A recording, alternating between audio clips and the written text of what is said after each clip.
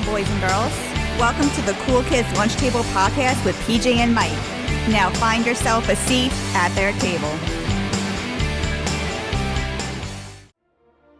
Welcome, everyone, to the Cool Kids Lunch Table Podcast with PJ and Mike. I'm Mike. I'm PJ. And today, we'll be previewing and doing the predictions for the 97th Academy Awards, also known as the Oscars, and the Razzie Awards. And PJ, we're doing this together, and we're very prepared. We're so prepared. We have seen a total of 0 minutes of all of these films. Yes, we've seen none of the movies. We have seen none of these films that are nominated for Best Picture. All right, that's a wrap, folks. But See you next week, everybody. Yep. Same time, same table. Exactly. Boys and girls. But guys, folks, PJ and I wanted to do this episode, and I think one of the things he and I are going to touch on before we get to our predictions and all that kind of stuff is, PJ, I took, before we got on the air here, we said, I'll say since the year 2000, that's when we were like in freshman in high school, somewhere around there. Yeah, like we pretty much, 2000? Yeah, going to the movies was like a regular thing you did on the weekends. And Yep. usually, most times you saw one of the movies that were at least nominated for Best Picture. So I could say at least since past 25 years, I at least seen one film that's been nominated. They have now since changed it. They have to automatically have 10 entries. I think It's a lot of entries. It's too many. It's not necessary. I think they started that in 2008, I want to say, or maybe 2010, somewhere around there. It was somewhere, I think, in those early 2000s. Yeah. Mm-hmm. The early aughts, as they call them.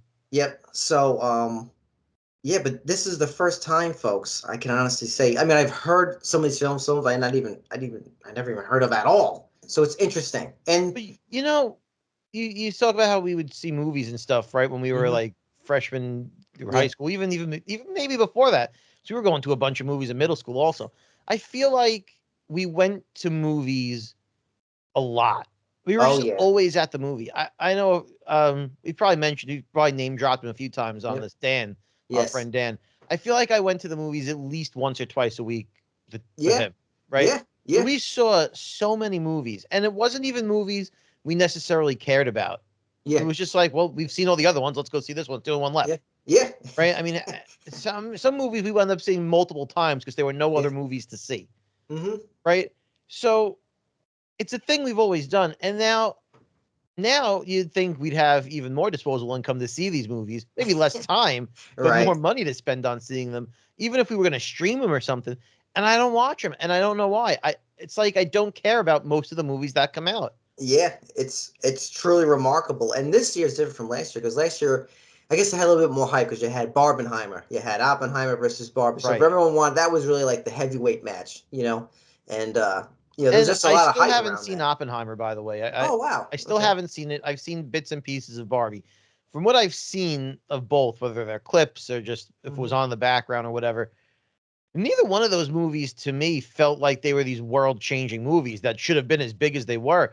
I think the hype was because for the last how many years, movies have been so like, if it's not a Marvel movie or a DC movie, no one cared about them.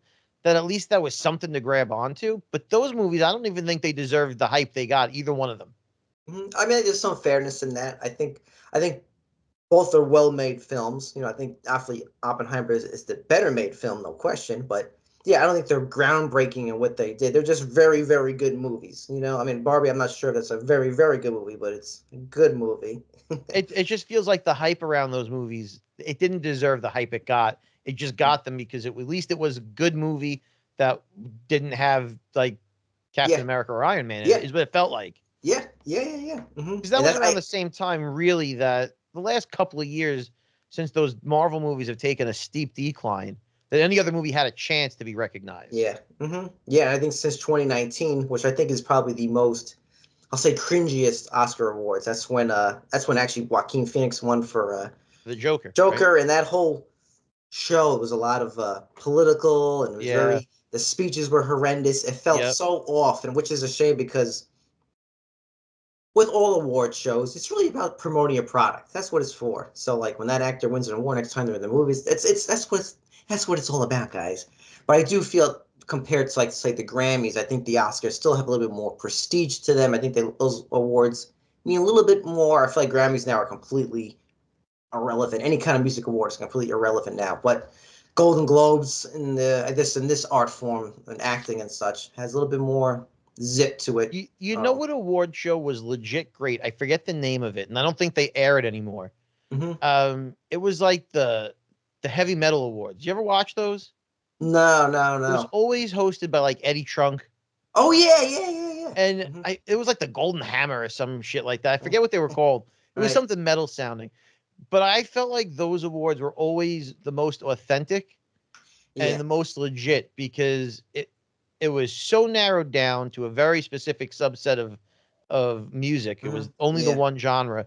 And the bands that were part of that heavy metal genre, really, I find, especially the good ones, but I find most heavy metal bands are really in tune with what their fans want more than other, like, it's less commercialized, that genre of music at this point. So what you're listening to feels more real. They put more heart into it. I feel anyway. I don't know. Maybe I'm biased because it's my favorite kind of music. And it made the award show feel much more prestigious. Yeah, that's how I felt. And especially because that kind of music doesn't really get rewarded in the Grammys. But a lot of these award shows now, they're just more trailers for the movie, so that after the awards you go buy it and watch it. And that's so and it's always been like that. And there's a lot of big controversies which you're gonna get into. Just a quick blurb about them.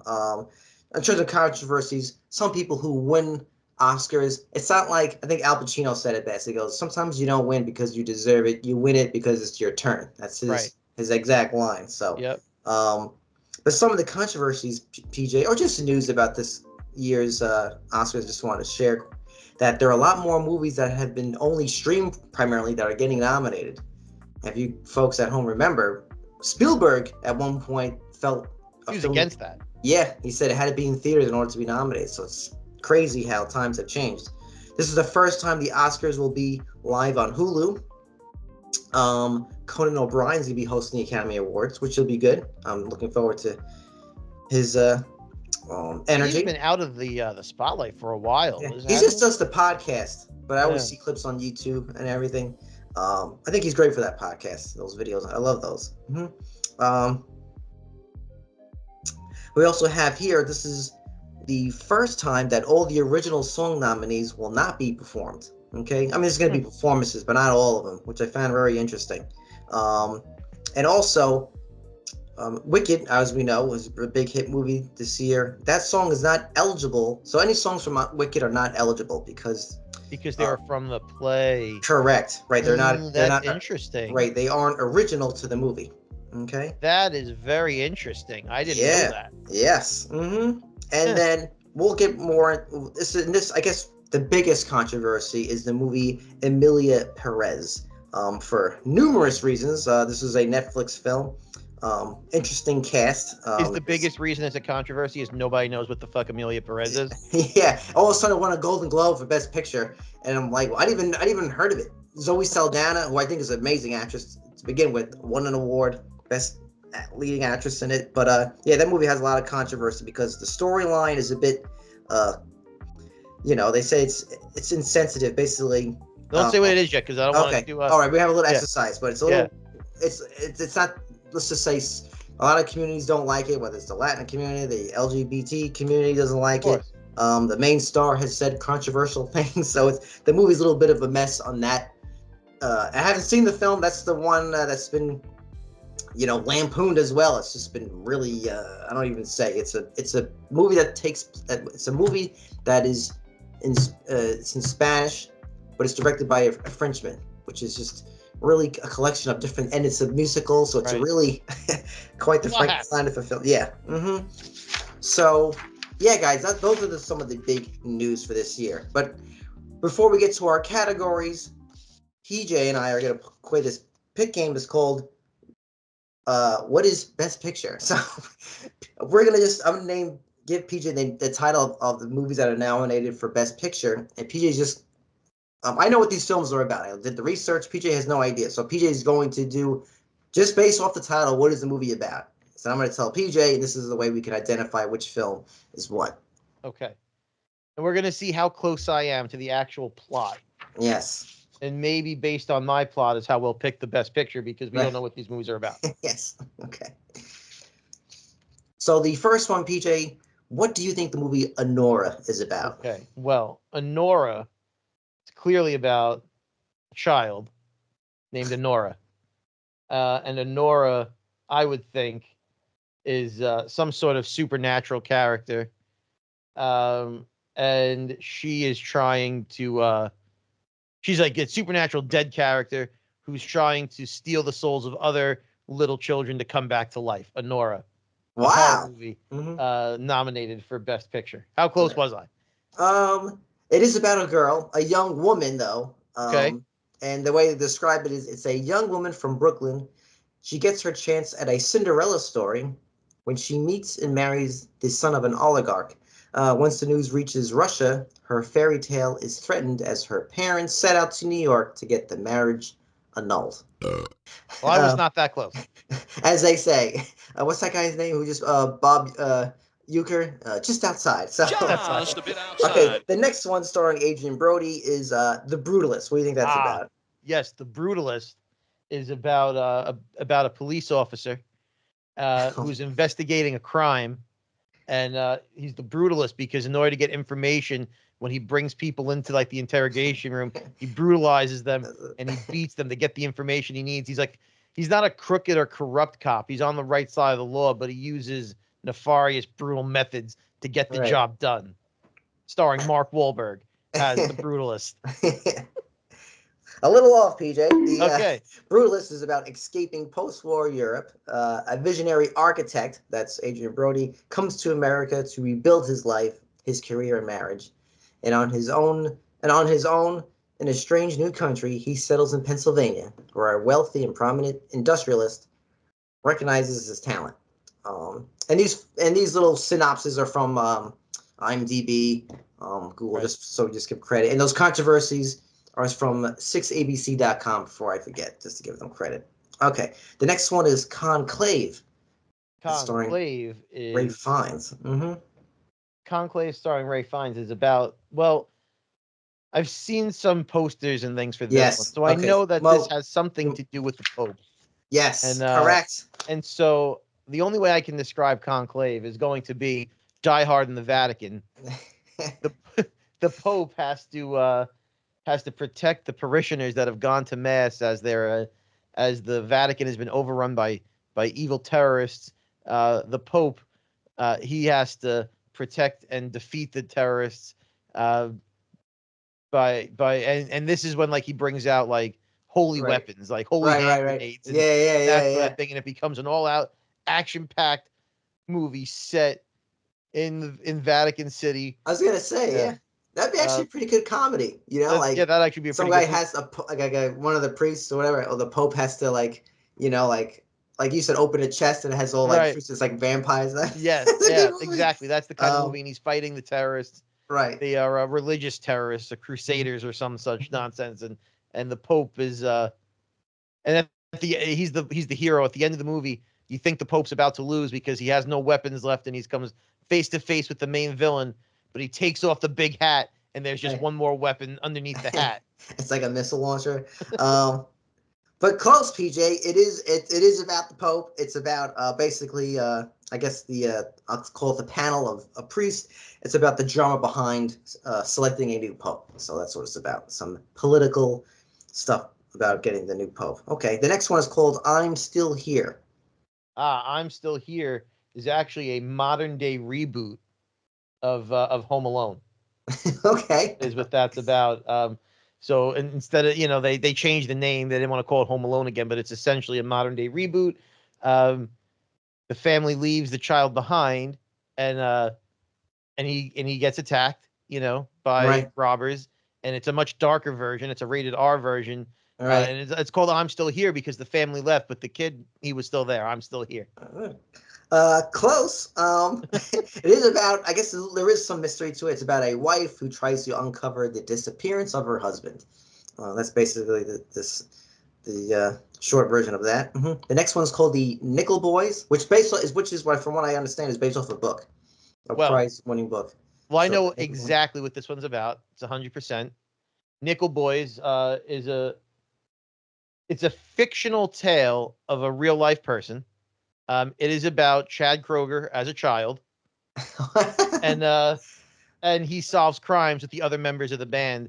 It is a combination of Nickelback and the Hardy Boys, and it's Nickelback as teenagers solving crimes and mysteries that take place in the underground music world of wherever Nickelback is from. Wow, I love to see that. I can just picture the opening credits is just like it's like tiles. This is like never made it as a wise man, never made it as a. All right, but no, PJ, a little off. It's a story that follows two African American boys who are sent to an abusive reform school in the 1960s that takes place in Florida. All right. The next one is Dune Part 2. Dune Part 2, starring Timothée Chalamet. Yep. And Zendaya. Mm-hmm. And the movie starts. It opens up. We're in the sand. It's a very, very long glamour shot of the sand, and it goes on for about 3 hours. And then Zendaya shows up, and Timothée Chalamet are there, and she's confused because she thinks that Timothée Chalamet is Tom Holland, and so they're about to have a love scene, and then Tom Holland shows up and pushes Timothée Chalamet into a sand dune in which what are they called from Beetlejuice? The sandworms? I don't know. The sandworms show up and eat Timothée Chalamet, and then Zendaya has to explain herself to Tom Holland, who is suspiciously in his Spider-Man outfit, and he doesn't believe a word she says, and then Tom Holland then feeds her to the sandworm as well. PJ, you got it completely right. That is completely accurate. I knew I was going to get one of them. Right. Dune Part 2 is just Dune. It's a sequel to Dune. That's all. It's about spices, and it's about that's what we need to get. Yep. That's what we know. How about a complete unknown? Mm-hmm. A complete unknown is a sports tale. You really don't know what this one's about? I really don't. I really have no idea. Okay. A complete unknown. I have no idea. I assume though it's about an unknown sports prodigy that gets drafted to a major league team and brings that team, like he's like straight out of high school. Someone makes a decision to draft this kid and he brings them to a championship. It's probably a baseball team. That's not a bad guess. All I would say is actually about Bob Dylan. But okay. But still, I guess that's kind of the same thing. He's an unknown, becomes an unknown. That's a lyric from one of the songs. It's a Bob Dylan biopic. Yep. I didn't know the name of it. I actually want to see that one. Then. Mm-hmm. And then these last three you should know. So we'll start with this one. How about Emilia Perez? Well, this movie is about Emilia Perez, obviously. And Emilia Perez is a Spanish-speaking individual, and the plot of the movie is she is trying to escape ICE. Oh my God! At the border, Emilia Perez. Right, just outside. This one is about it's a musical. It's about a Mexican drug lord who undergoes gender-affirming surgery. She basically the character is a big crime lord, and I guess they start a new life, being transgender, and then I think they try to, atone and make things right since they killed a lot of people in the drug cartel. Anyway, two more. How about The Substance? That's the one with Demi Moore. The Substance is clearly a drug tale. It's substance. It's got to be about substance abuse, and Demi Moore is force-fed and tricked into taking drugs, and then gets locked into a rehab facility. And the movie is her trying to escape the rehab facility, and trying to explain to everybody she's not addicted to drugs. She was forced into taking them, and she should be let free. And they're running experiments on her. Well, you have the drug part kind of right. It's about a fading celebrity who takes a black market drug that is self-replicating substance that temporarily creates a younger, better version of herself. It's basically like a body horror film. And last piece, I think even though you haven't seen the film, I think you're a big fan of it. That's Wicked. Oh yeah.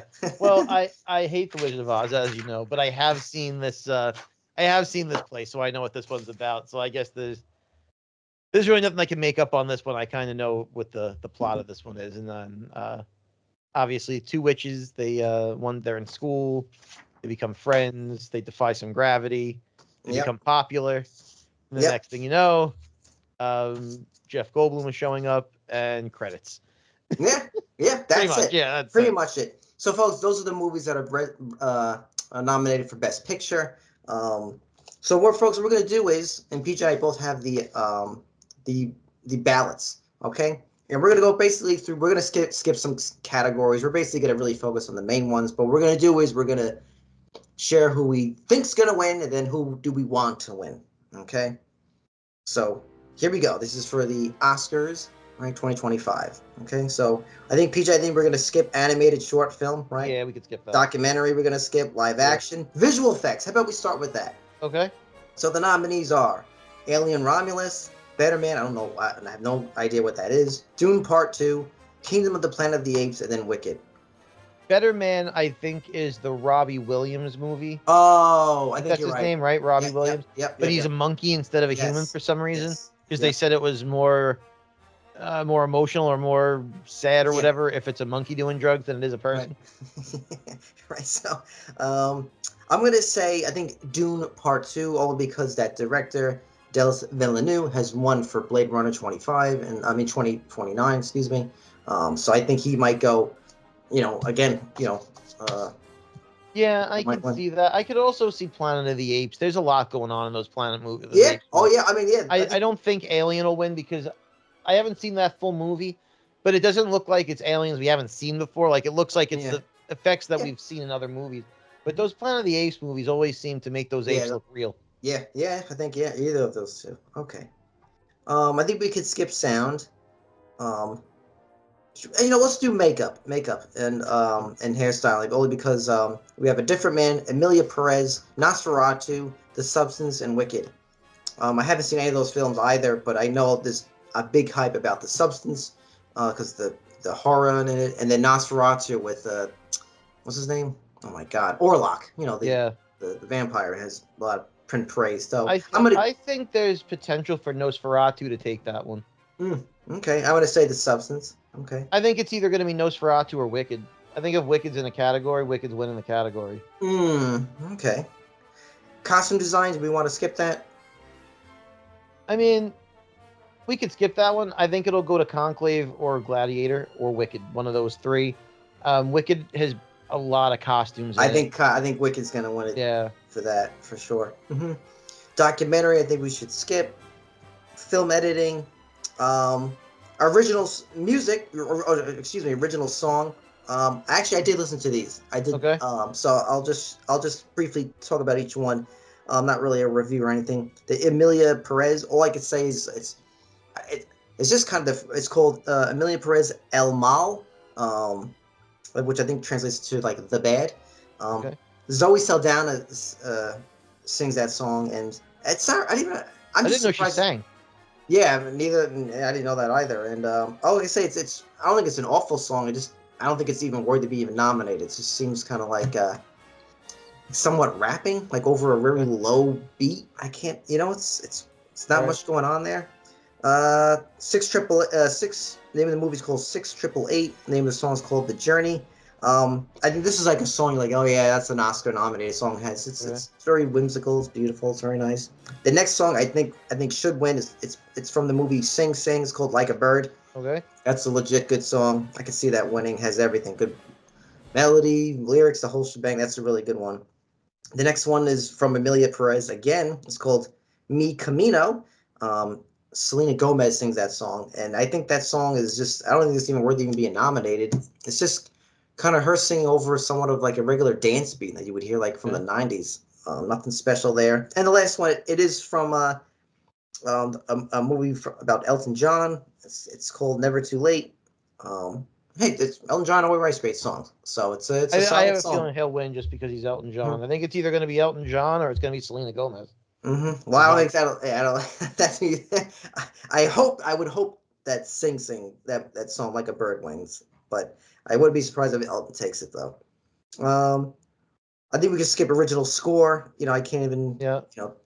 Production design. Production design, it's going to go to Wicked. I mean, the movie I'll is a give it. production. Yeah, Let's be honest. Yep. Okay, I can agree with that. Cinematography, I think I'm gonna give it to Dune Part 2 because, like I said, it won it for Blade Runner 2049. So, okay, now this one's interesting. Animated feature films. So, and PJ, I think we both saw at least one. I know I saw Inside Out too. That's been, so I'm I've seen familiar that. with most of these movies. I haven't seen some of them in full, but There's I'm rooting for the Wild Robot. Yes, I think that's the favorite from what I've Yeah. heard. I haven't seen it. It's very widely regarded. And just for folks at home, the nominees are Flow, Inside Eye 2, Memoir of a Snail, Wallace and Gromit, Vengeance Most Foul, and The Wild Robot. And I do think it's going to go to The Wild Robot. I really hope it goes to the Wild Robot. If it doesn't go to the Wild Robot, I can see Inside. I can see Inside Out. I'm getting burnt out with them always doing that. I did a review of that on the episode. Check it out, folks, if you want to hear what I have to say. It's a fine movie. International film that we could skip. How about this? How about writing adapted screenplay? So that's A Complete Unknown, Conclave, Emilia Perez, Nickel Boys, or Sing Sing. I'm really interested in the adventures of a young Nickelback, so I'm hoping Nickel Boys win. Right. Right. I really have no idea. Part of me feels like I agree. I actually think Nickel Boys is going to win. I would not be surprised if, for some strange reason, Emilia Perez does. Like I said, it's I don't know. It's picking up steam. This movie, but we shall see. I'm not familiar with the rules. Maybe you are. What's the difference between adapted screenplay and original screenplay? Does that mean anything adapted was a book first? I believe so. Correct. Yep. Okay. Because I know Nickel Boys, like I said in the beginning, was based off of a book. Okay. Then we have original screenplay. We have Honora, The Brutalist, A Real Pain, September 5th, and The Substance. Well, I couldn't even begin to guess. I'm going to go with The Brutalist just because I like the name the best. Right. For some reason, I'm going to say The Substance, only because I think ever since Jordan Peele, horror has gotten a little bit more respected in it. So, who knows? All right, so now, guys, we'll go to these are the main shebangs. So, actor in a supporting role. We have, for Honora, Yura Borisov. Then we have A Real Pain. I even heard of this film. Oh, that's Kieran Culkin. That's Macaulay Culkin's brother. Kieran Culkin. A Complete Unknown, Edward Norton. The Brutalist, Guy Pearce. I love him. He's a great actor. And then The Apprentice, Jeremy Strong. So I know there's a lot of hype, and I think Kieran Culkin's going to win. I think he's just going to win. A lot of hype around that. Even though I think Edward Norton and Guy Pearce need Oscars because those two might get it because they, like I said before, you don't win because you deserve, you get it because it's your turn. I would not be shocked to see Jeremy Strong win for The Apprentice. Really? Based on the subject matter alone. Okay. Interesting. Okay.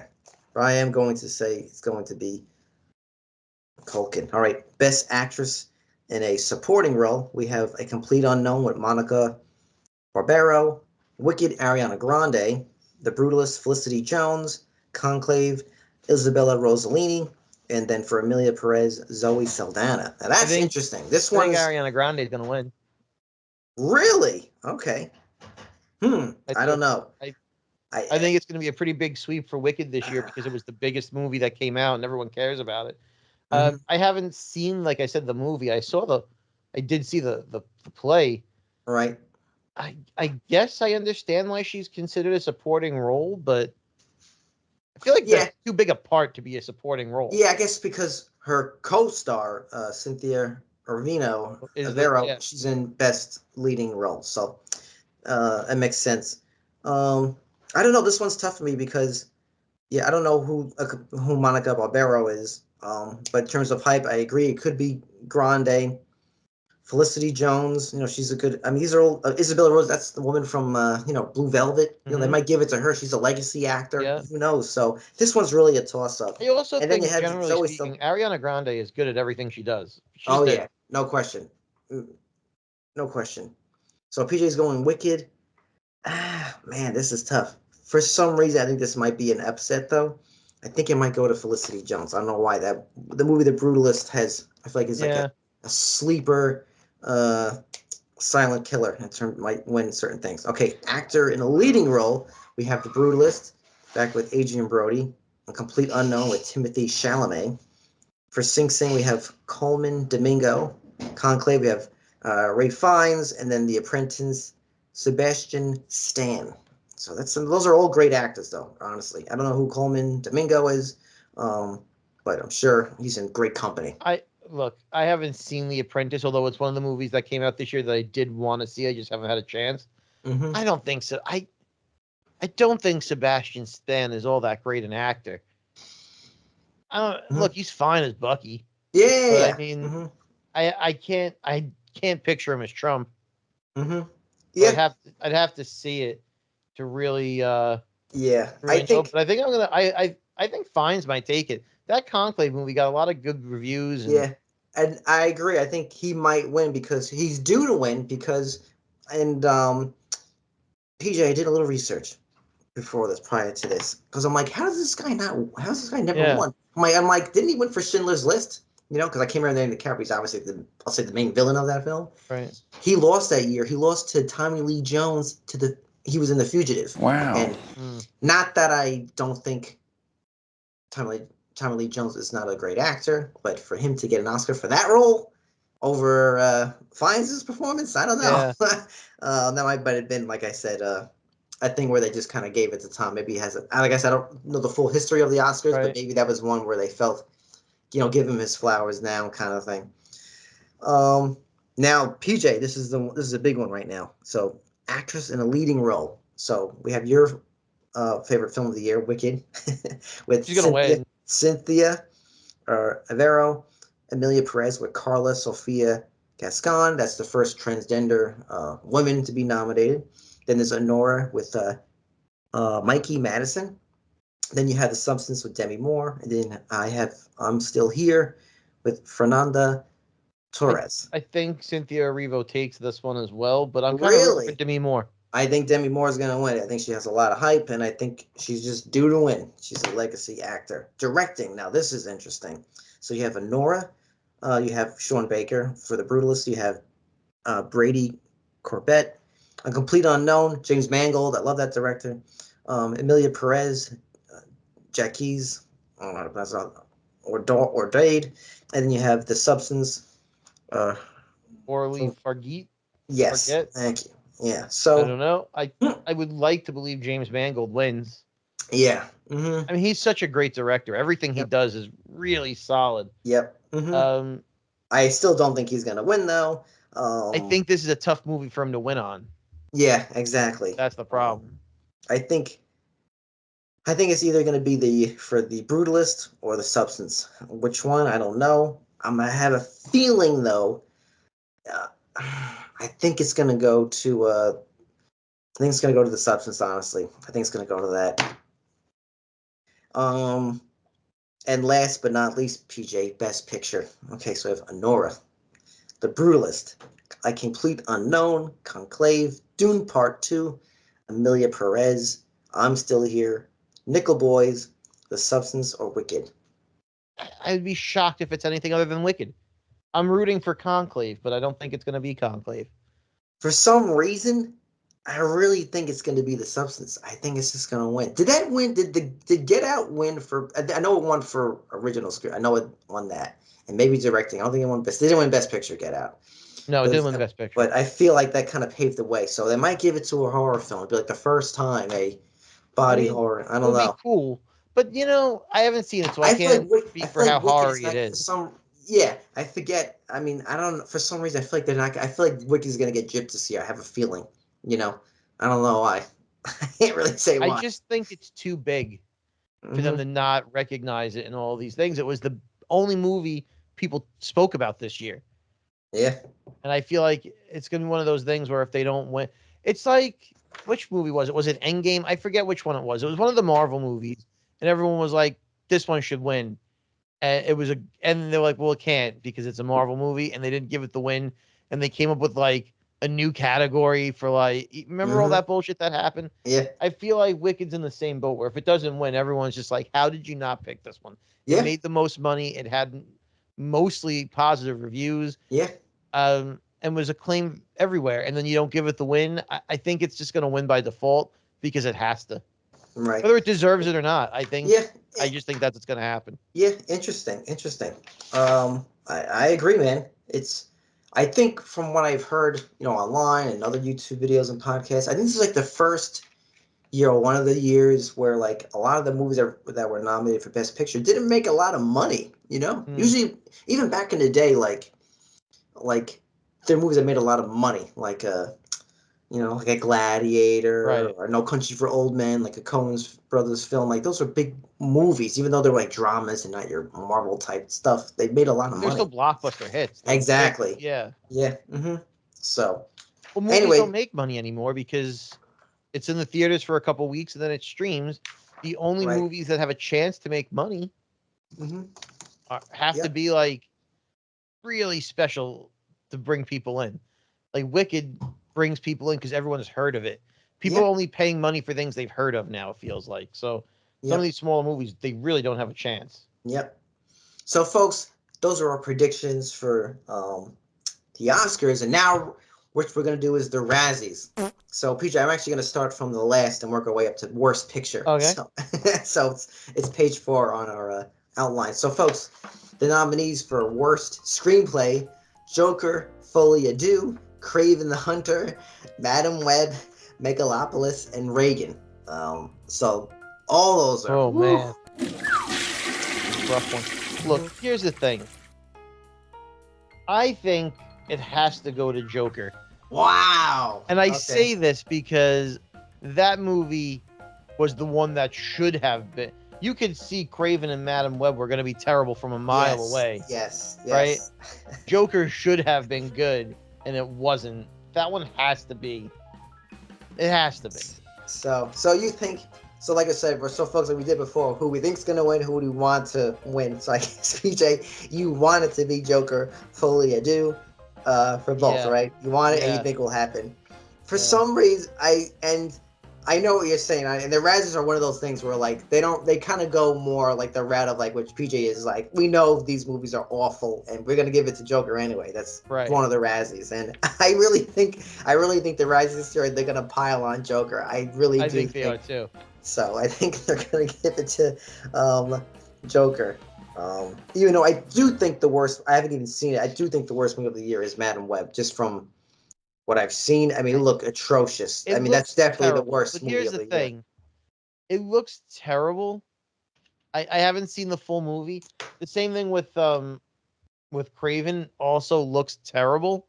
Mm-hmm. But I don't know. I think those are movies that are so bad you can laugh at it and still get something out of it.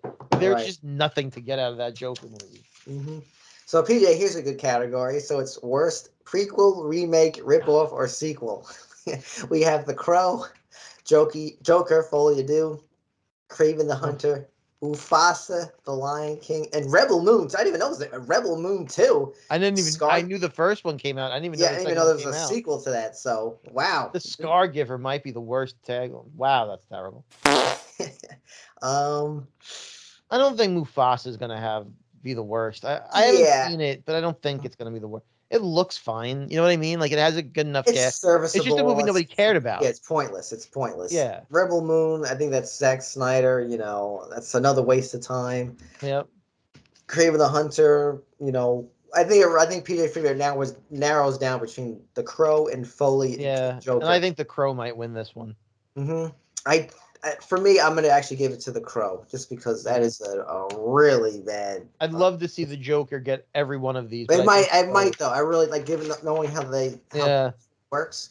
But The Crow was so terrible that, And I think so many people went in saying, don't even make this movie, and then they made it anyway when nobody wanted it.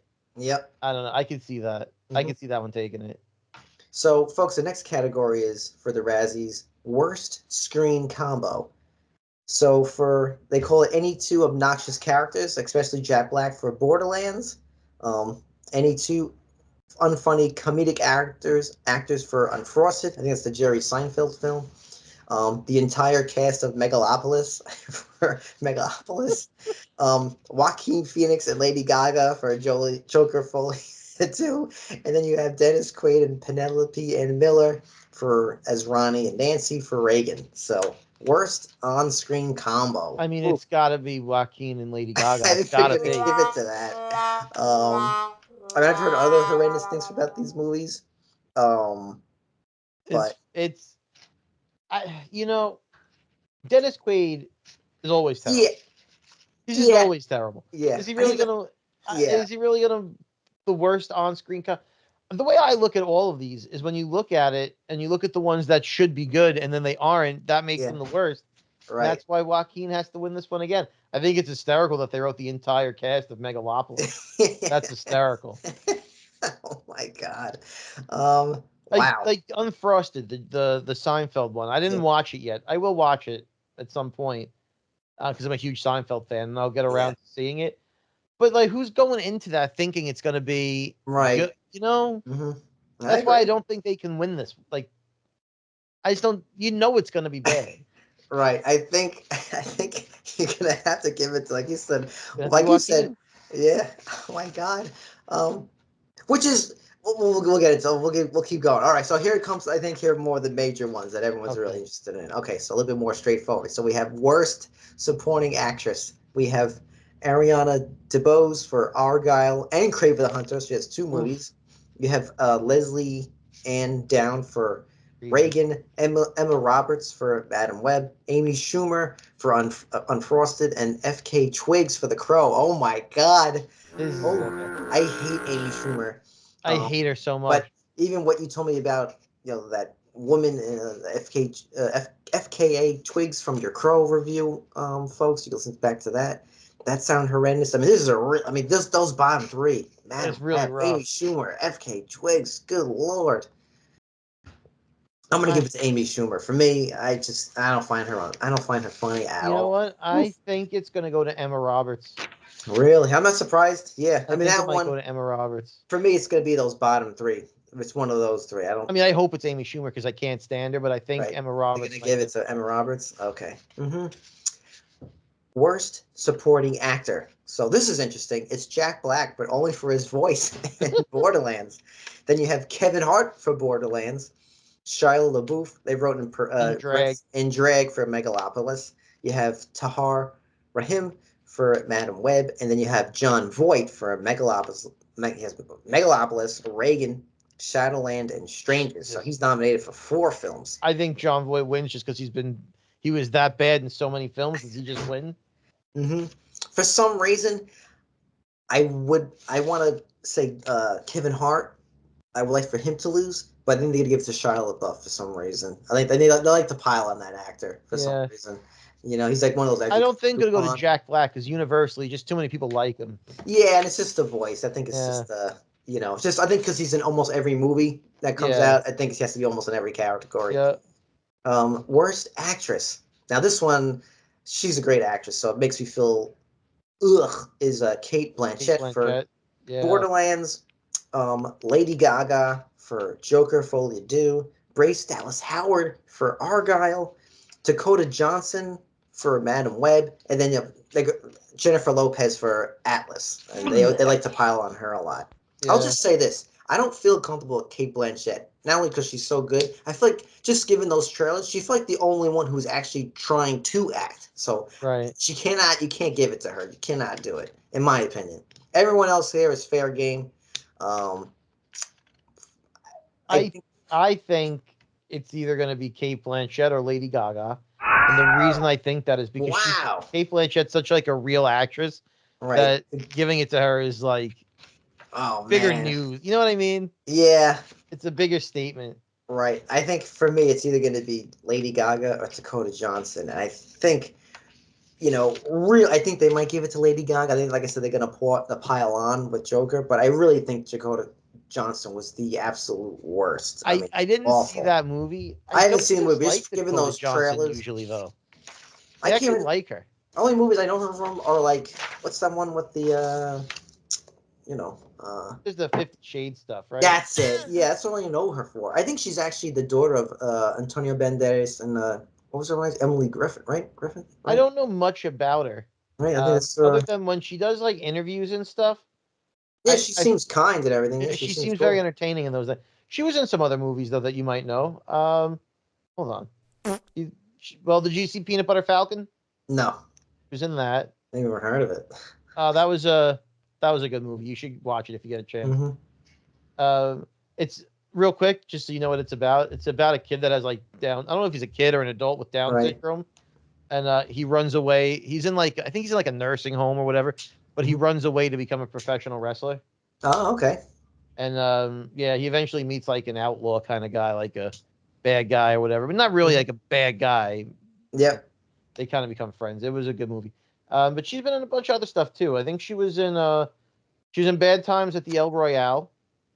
She was in The Social Network. She's been in a few. Oh, okay. All right. Yeah. All right. No, I I'll actually take it back. better than people give her credit for. Mm-hmm. Well, she's really bad in that film.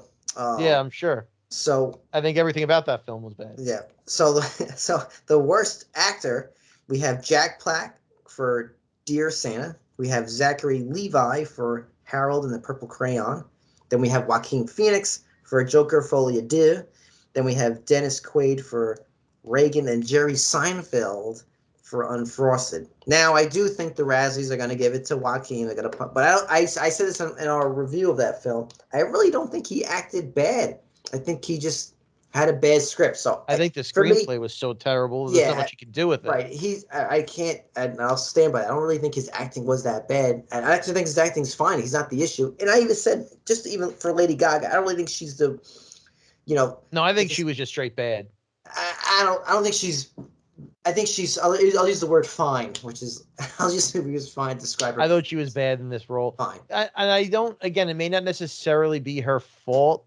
Yeah. But that role was so bad that she couldn't do anything to save it.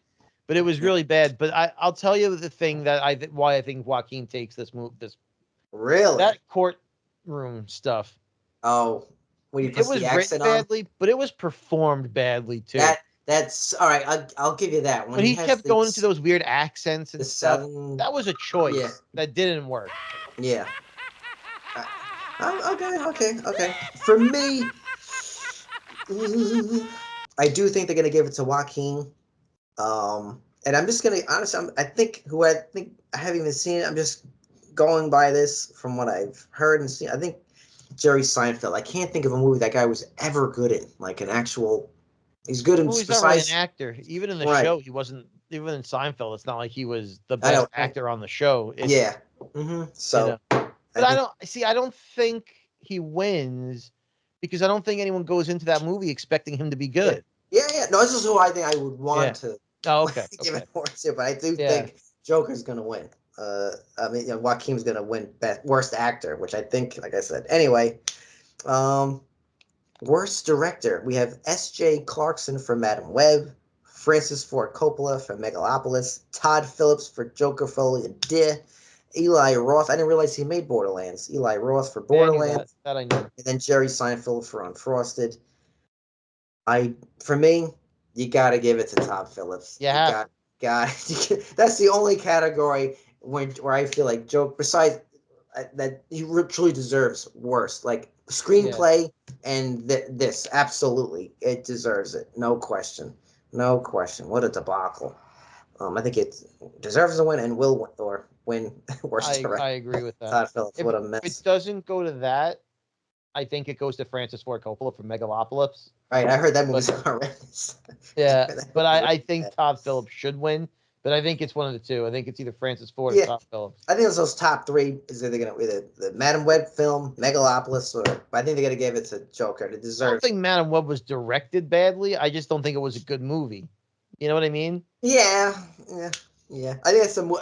You know what, Peter? I'll agree. I'll take it back. I think it's a movie that really, really suffers from a poorly. You can't act your way out of that. That was so you just bad. Can't. You can't. And last but not least, worst picture for the Razzies. So we have Borderlands, Joker, Folie à Deux, Madam Web, Megalopolis, and Reagan.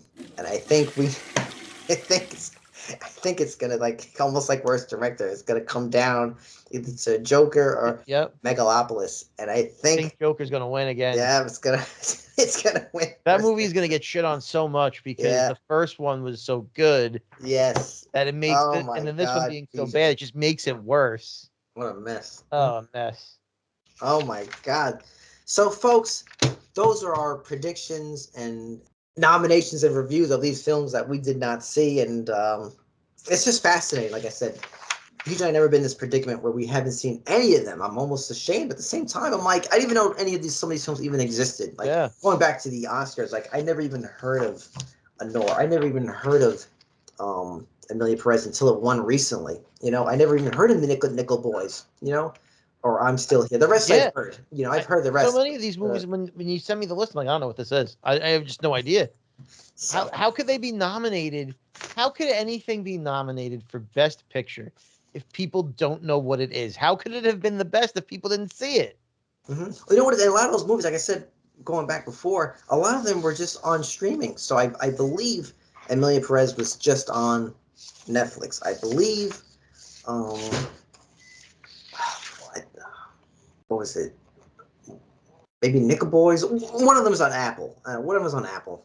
You know, so I don't know. Like I said, just even access to the film is limited. You can't just go to a theater. You have to sign up.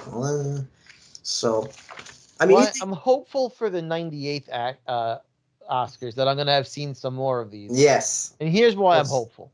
I'm doing the screen on. I think I'm going to try every Monday from now until the end of the year, as many times as possible, to do the screen on scenes. Yep.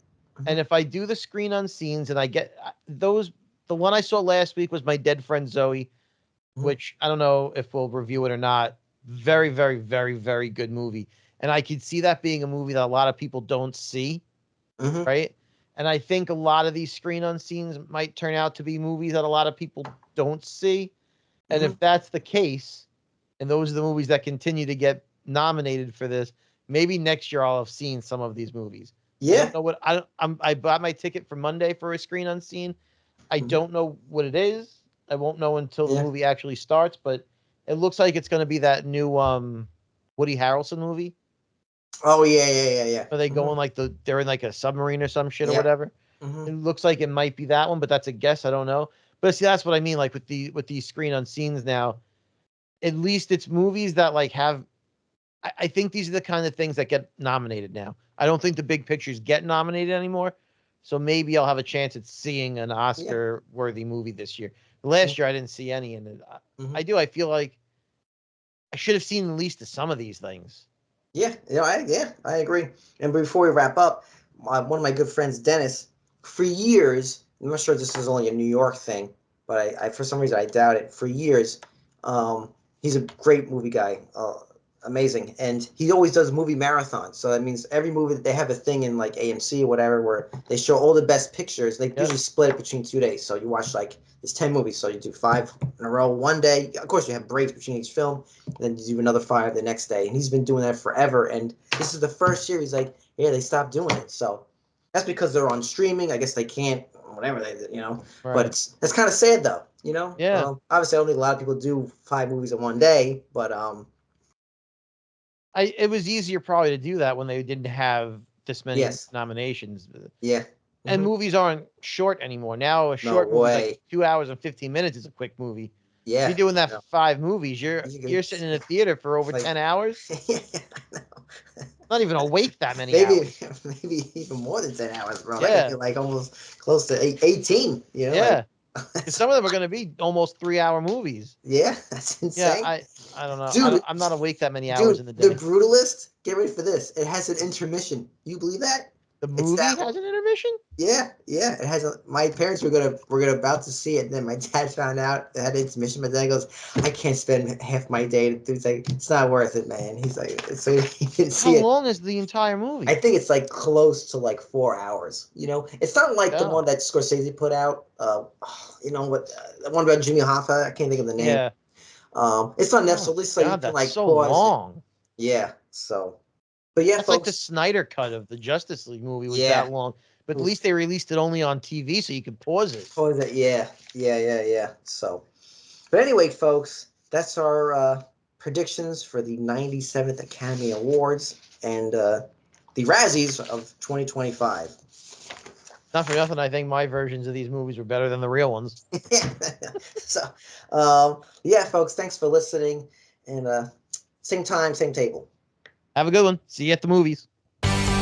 Boys and girls, lunchtime is over. For more information, visit their website at coolkidslunchtable.podbean.com. Follow the boys on all social media platforms. Just search Cool Kids Lunch Table Podcast. Now get to class before you get detention.